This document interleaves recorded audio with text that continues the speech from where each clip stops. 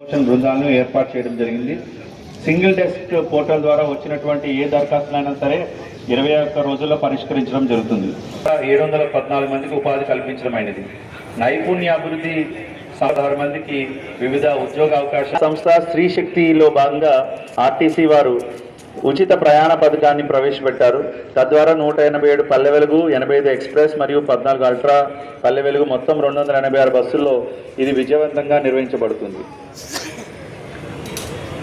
పర్యాటక శాఖ ద్వారా జిల్లాలో 31 పర్యాటక ప్రాజెక్టులు అభివృద్ధి పథకం ద్వారా రాజ్యాంగ విలువలను కాపాడుతూ ప్రగతి పదంలో మనం ముందుకు సాగుదామని మీ అందరికీ తెలియజేస్తూ జిల్లా ప్రజలందరికీ కూడా మరొకసారి గణతంత్ర దినోత్సవ శుభాకాంక్షలు. జై Hind. Thank you very much sir. జిల్లా సమగ్ర సమాన సంపూర్ణ సర్వతోముఖాభివృద్ధికి ప్రభుత్వ ప్రోత్సాహంతో అనునిత్యం ప్రజలకు అందిస్తున్న సేవల్ని గురించి ఎంతో విపులంగా వివరించగాక సత్యసాయి జిల్లాని అగ్రస్థానం నిలపడానికి గౌరవ కలెక్టర్ పర్మిషన్ కోసం ఇచ్చేస్తున్నారు.